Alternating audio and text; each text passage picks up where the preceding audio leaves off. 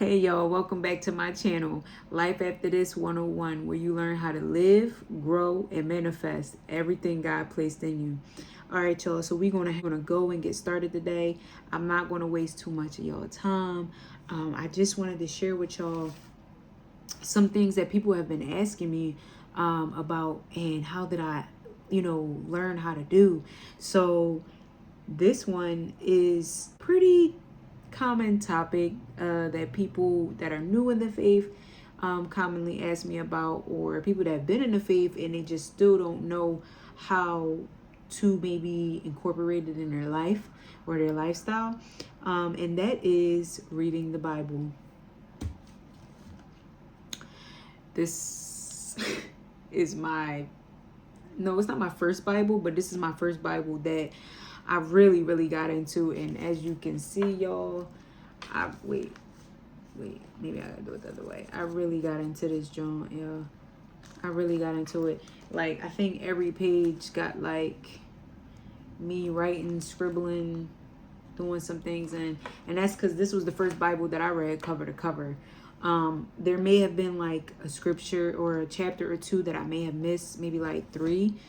But I read it in a year. I read that in a year. So back in 2019.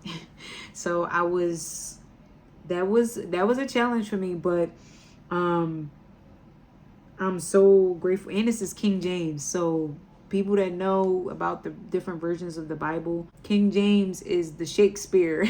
It may beware of thee, but give every man thine ear, but few thy voice. Is the Shakespeare of the Bible. So it's not quite the easiest, but I'm one of them people that I like to challenge myself with the harder things first. That way everything else that comes after that will be easier. So I think.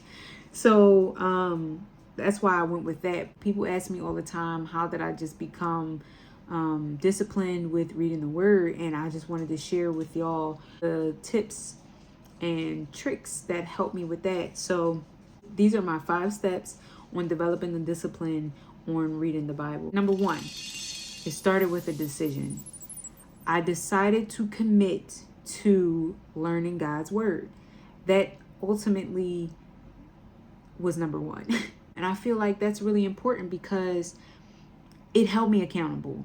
Like, I decided to do this, and this is something I'm going to actually fulfill. That's something that I carry throughout a lot of the things that I do now that requires discipline. It starts with the decision. It starts with making a decision of, this is what I want. This is what I want to see fruit of. I want to see results in a certain area of my life. I'm going to make the decision to do it. Once I make my mind up to do something, that's pretty much what it is. Now, that's not to say that I don't have doubts. That's not to say that I don't go back and forth in my mind or feel some kind of way about anything. It just sets the tone for me. Making the decision sets the tone. It sets the stage. It's the platform. And it's like, okay, once I decide to do it, I'm going to do it. So, for instance, when I decided to stop eating meat back in 2014, it took me 6 months because I realized I didn't come to the actual decision of, this is what I'm going to do as a lifestyle. And implementing something long-term opposed to short-term. Now we talking, I need y'all to listen in here, because this is really where the gems is at. When we're talking about getting results long-term, opposed to short-term, opposed to the quick fixes, opposed to just what we can do right now to make results happen real quick. No, when we want those long-term results, when we want to see something come out of something else later on down the line, it requires a decision. It requires a decision. So that was the first thing, the commitment. I made the commitment and the devotion of my time to say, hey, if I want to be able to finish this book, or if I want to be in the book, I got to be in the book. Sometimes we just got to play those little mind games on our mind to make ourselves, to trick ourselves into doing things that we may not always feel like doing. basically, in a nutshell. All right. So that was number one. I made the decision. Number two, I set a goal. I set a goal. Anything done aimlessly, you're going to do aimlessly. So one was making the decision. Two was, okay, what do I want this to look like? What do I want my Bible study time, my time with God and his word to look like? And I was like, okay, I set something attainable, something realistic to me. And this is what I'm encouraging y'all to do. Like, nobody is living your life but you. Nobody has the responsibilities you have for your life but you. So this is where you have to do a little bit of reflection and a little bit of work and say, okay, what does my life look like now? I want to obtain this goal and I want to implement something else. So what do I need to rearrange? What do I need to take out in order to deposit something else? And how can I make it realistic and obtainable for me? So just asking yourself those questions and then answering those questions. Yo, this watch, it's going to drive me crazy. Asking yourself those questions and then answering those questions for yourself will be a lot more easier for you. Like this walk is nobody else's walk but your walk. It's not going to look like, I say this all the time, it's not going to look like nobody else's walk. And it's going to be custom made to you. So look over your life, your day-to-day tasks, routines, responsibilities. See which ones you can move, which ones you could take out, which ones could be adjusted, which ones can't be adjusted, because some things just can't be adjusted. And how you can fit the goal of reading the word into your routine. And you want to make sure it's something that's sustainable. That's why I said realistic. Because realistic is something that's sustainable, which is why you don't want to ask somebody else how really they fit it into their schedule when their life isn't your life. Y'all get me? I hope this is making sense. I hope this is making sense. If not, please comment below. I can do further. I'm trying to just touch the surface. I'm trying to keep it real short, simple, and sweet today. But I can go a little deeper if y'all want me to. So just like, comment, and share this out. If you know anybody that's trying to get into their word, please like, subscribe, and share. These are really the gems that is necessary for you get into your next level, especially if you are in the faith, or if you're considering coming into the faith. These are just some general step-by-step principles and methods you can utilize to start that transition. So number 2 is set a goal. And that requires reflection and getting to know yourself. 3, use user-friendly resources that are relatable to your goal. And what I mean by that is, for example, my daily walk Bible. This is with 365 devotionals, helps to guide you through the Bible in 1 year. Boom. I made my decision. I got my goal. And then I got a resource. That helped me through it. So May 10th, day 131, I know I'm reading Nehemiah. It's giving me a synopsis, a summary of what it's about to talk about. It gives an outline of the chapters. What's in each chapter. And then it gives a deeper reflection underneath before it goes into the 4 chapters. So I know 3 chapters. So I know I got for May 10th, I got 3 chapters to get through. And this helped me outline my day.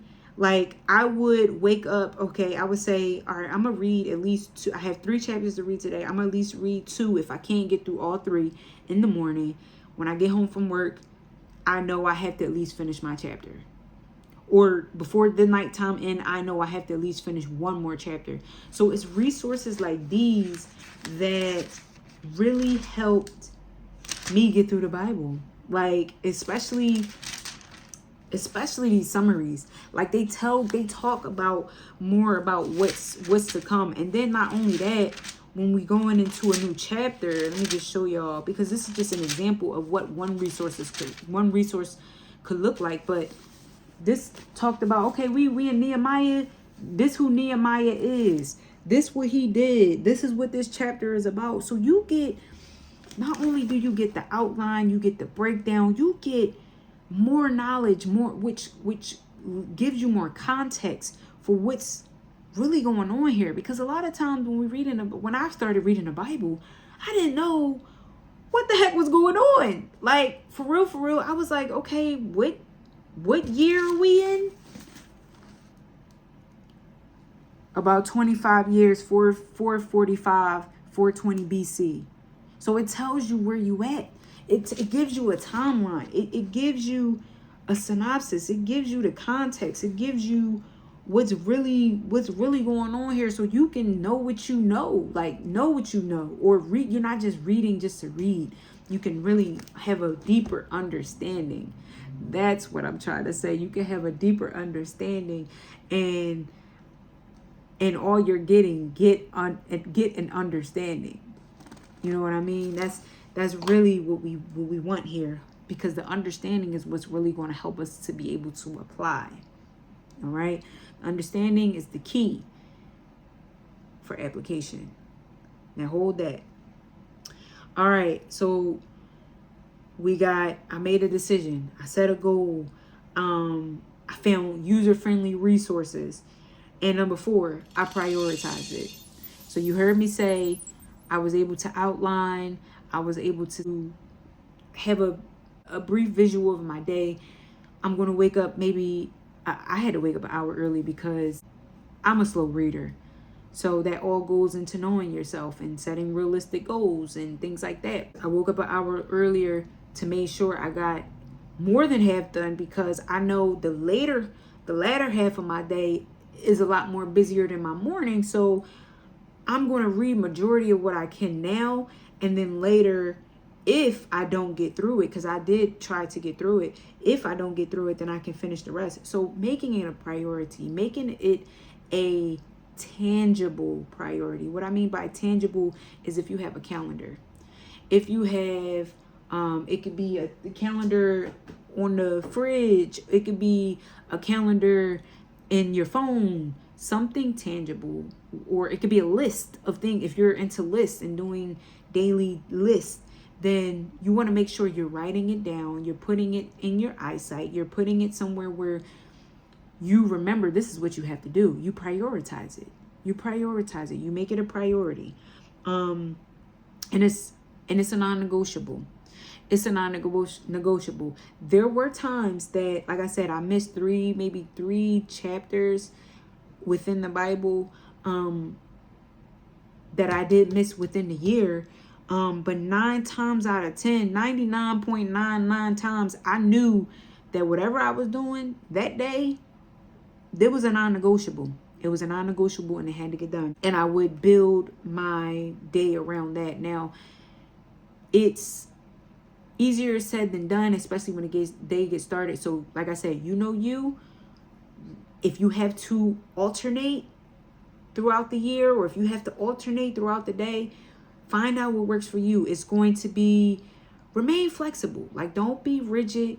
And because it's trial and error. It's trial and error. But just know that this is a goal that you want, and you're going to be able to finish it. You're going to be able to finish it. Talk and coach yourself through this. When those things and those voices come up against you saying, condemning you, saying that you can't do it, or it's too hard, or you failed, you didn't do it yesterday, so you might as well stop. Shut it down. Shut it down. Go to the next day.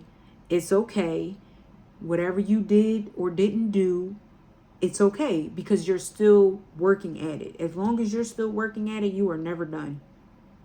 And as long as you're here, you're still working at it. You're never done. All right. So that was number 4, to prioritize it. Number 5, I talked about it. I talked about it. It helped build my discipline for reading the Bible, because what that did was it made me accountable. It made me accountable to whomever I may have decided to talk about it to. Now, I didn't talk about it with everybody. I may have talked about it to one or two people in passing, or as the year went on, I started really sharing it, what I was doing. But it did several things for me, talking about it. It held me accountable, which ultimately fed into that discipline. And then it also, it added to the context. Like, there's something significant about talking about what you learn. Like, the brain goes through pathways as to where you have to pull from and draw from specific parts of your brain in order to be able to recall, in order to be able to express, which means speak those things. So utilizing that part of your brain, it maps out a different pathway in your brain, and that ultimately, plays into the application piece of implementation, like implementing it into your daily life. So there's a reason why the Bible talks about just the power of the tongue, calling on things that are not as though they are. It does something systematically to your brain that wires it for outcome, for pattern, for changes. And I just want to encourage those that may, get discouraged about reading the Bible, or that may feel like they don't really have a handle on it. Like, if they have been trying and they feel like they can't really, they don't really have a handle on it, then take a deep breath. Know it's okay. And know that you are building those pathways. You are establishing those roots and systems in your brain to be able to interpret, to be able to recall, and then to be able to manifest. So that was the last one, talking about it. That, I believe, is the icing on the cake. Thank y'all so much for tuning in. I hope this message was helpful. I hope you were able to get something out of it. Let me know how it goes. Let me know what your goals is, what you decide to do. If you decide to do it, how do you decide to do it? What version did you decide to use? These are all things that are exciting to me, because that means you're trying. I just want people to be able to explore what works for them, try, see what works for them, what doesn't. What works for me, like I said, is not going to always work for everyone. And know that they can start at a different version. King James Version is not what you have to start with, because it's like I said, it's the Shakespeare version of the Bible, and the language it takes a little bit time to get familiar with. But if I'm gonna recommend one for beginners, I would say the Amplified version is really good. I just started that one. The New Living Translation, that's a really good one. That has footnotes as well. That has synopsis and summaries and outlines and all the good things we talked about in the video. So I hope this was helpful. Please like, please subscribe, please share, and hit the notification button. Like, I'm going to be dropping gems, y'all. I'm telling you, I'm going to be teaching ways of how to really do this thing. And if you feel like this is, like, if you tired of living a certain kind of way and not getting the results that you want, Kingdom Living is where it's at. And I'm just going to plug y'all into what God plugged me into, what has been working for me thus far. All right. I pray y'all having a wonderful, safe, and blessed day. I'll talk to y'all soon.